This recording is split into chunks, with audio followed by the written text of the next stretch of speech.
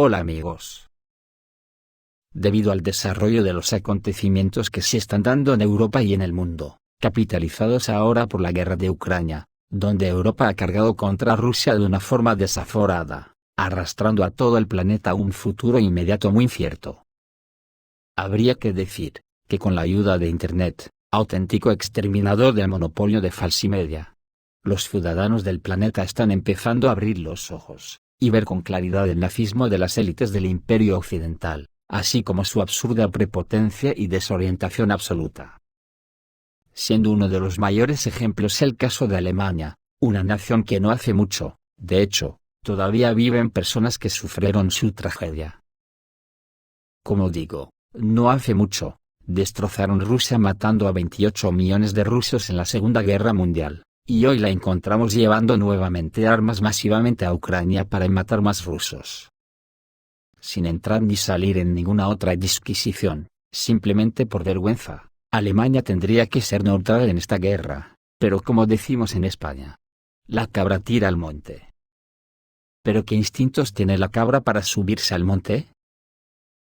Hace 2 días, el comentarista del Espejo Javier Balcán, escribió una auténtica antología, que la considero de obligada lectura. Dijo lo siguiente: los líderes europeos y sus seguidores incondicionales lucen la parte más oscura del ser humano, porque un delincuente nació normalmente en un ambiente impropio para el desarrollo de los valores de convivencia. Pero estos seres traslucen una total carencia de la básica empatía, y practican una delincuencia muy refinada, diplomática y engañosa, pero implacable. Demuestran una falta de respeto a los valores de la convivencia y las reglas básicas de esta, al nivel de lo que la psicología moderna identifica como una psicopatía, en ellos, de chaqueta y corbata, pero psicopatía al fin. Esto se verifica en todas las aristas que implican el tener que negociar y convivir con ellos. Ellos pondrán las reglas de la convivencia, que no son otras que las que solo ellos planteen como aceptables. Luego, cuando se topan con la voluntad de un otro, arman escándalo, en una perfecta performance de víctimas. Esta fórmula la han aplicado irrestrictamente desde hace décadas, por decirlo menos. Y les dio frutos. Pero ha llegado el tiempo en que serán puestos en su lugar por un mundo nuevo y emergente que tácitamente ya existe, para su gran pesar. Gracias Javier Balcán, por esta tremenda y lúcida reflexión.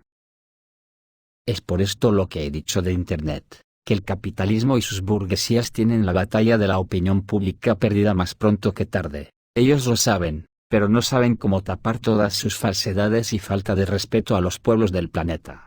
Voy a poner un ejemplo que ahora resulta apabullante por significativo. Todos conocéis cómo Falsimedia suele reírse de la República Democrática Popular de Corea del Norte, o de China. Hacen reportajes despectivos insultando a los coreanos y al comunismo, con bromas de su amado líder, con mentiras y falsedades. Siempre criticando que hay fotografías en los edificios, y estatuas de los líderes del país porque consideran a esos pueblos idólatras de sus líderes. Este típico tono insultante de crítica o insulto a los pueblos que normalmente Occidente no puede subyugar, conlleva implícitamente que nosotros en Occidente somos iconoclastas perdidos.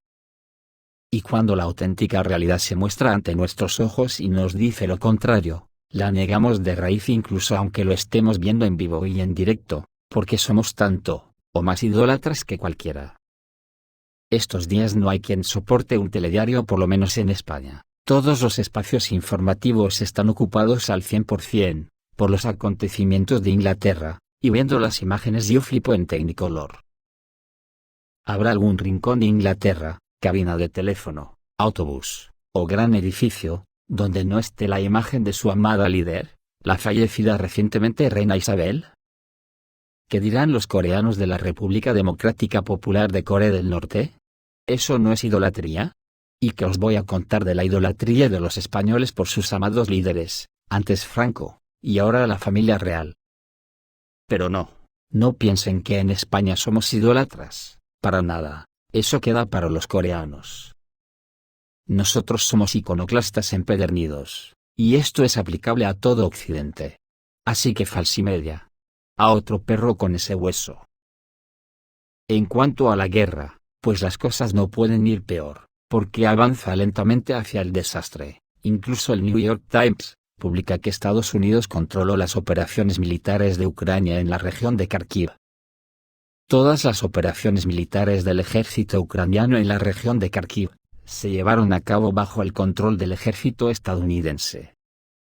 Poco antes de esto, Ucrania consultó activamente con el ejército estadounidense, y después de recibir la información necesaria, pasó directamente a los ataques. Según la publicación estadounidense, que se refiere a los datos de altos funcionarios en Washington, la interacción entre Ucrania y Estados Unidos se llevó a cabo al más alto nivel, y esta es la primera vez que se observa algo así. Kiev, por temor a demostrar la debilidad de sus tropas, se mostró reacio a compartir información y planes con Washington. Sin embargo, ahora ha aumentado drásticamente su compromiso con el ejército estadounidense. La publicación señala que Washington no quiere revelar los detalles de cómo se llevó a cabo la interacción con Kiev. Sin embargo, con toda probabilidad, Estados Unidos proporcionó a Ucrania los datos de inteligencia necesarios y controló directamente al ejército ucraniano. Pues resulta que dentro de esas operaciones, hubo una que Rusia consideró muy seria, y es que 2 misiles de crucero de fabricación estadounidense fueron interceptados con éxito por los sistemas de defensa aérea rusos. Sin embargo, el incidente fue de naturaleza muy grave, ya que esta es en realidad la primera vez que se utilizan armas de misiles estadounidenses cerca de la frontera rusa. La información relevante fue proporcionada por el Departamento de Defensa ruso. Como se desprende de la información operativa presentada como parte de la sesión informativa regular, en el área del asentamiento de Udi, región de Kharkiv, los sistemas de defensa aérea rusos destruyeron con éxito 2 misiles estadounidenses de crucero AGM-88 ARM. Se desconoce en qué dirección dispararon estos últimos. Sin embargo, esto sucedió a solo 5 kilómetros de la frontera con la región de Belgorod, y a unos 35 kilómetros de Belgorod. Por el momento, se desconocen los detalles de lo sucedido. Sin embargo, tal ataque por parte de las Fuerzas Armadas de Ucrania bien puede ser considerado un intento de agresión contra Rusia, lo que podría tener consecuencias muy graves para Kiev. Hoy en día, tales misiles pueden ser transportados no solo por los cazas MiG-29 de la Fuerza Aérea de Ucrania, sino también por los cazas Su-27. Esto significa que Ucrania tiene al menos 5 portadores de misiles de la OTAN. Y otra locura más, que no sé dónde creen los polacos que llevaría algo así, porque según la web Defensa 24, Polonia amenaza con atacar barcos de la Armada rusa en el mar Báltico.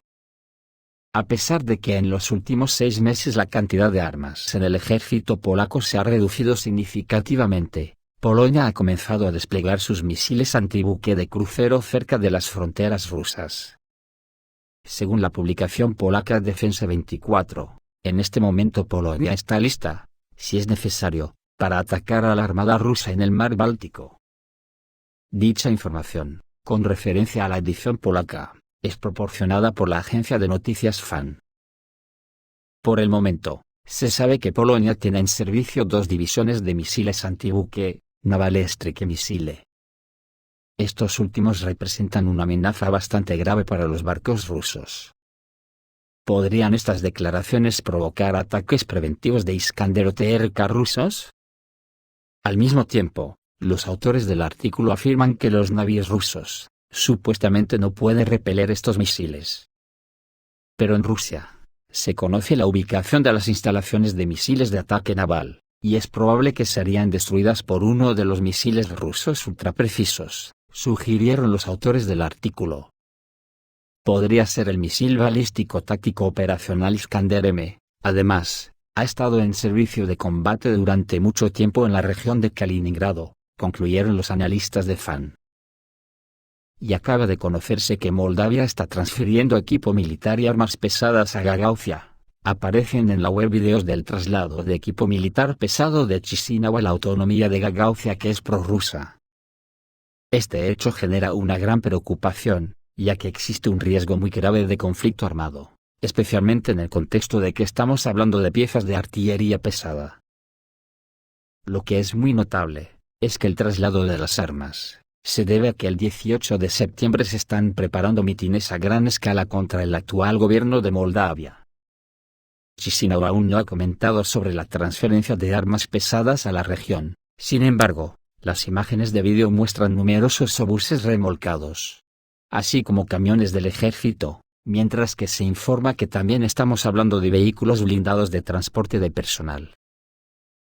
Los expertos señalan que, en el contexto de la retirada de armas a la región, esto causa una gran preocupación, especialmente en el contexto del hecho de que la autonomía de Gagauzia apoya activamente a Rusia.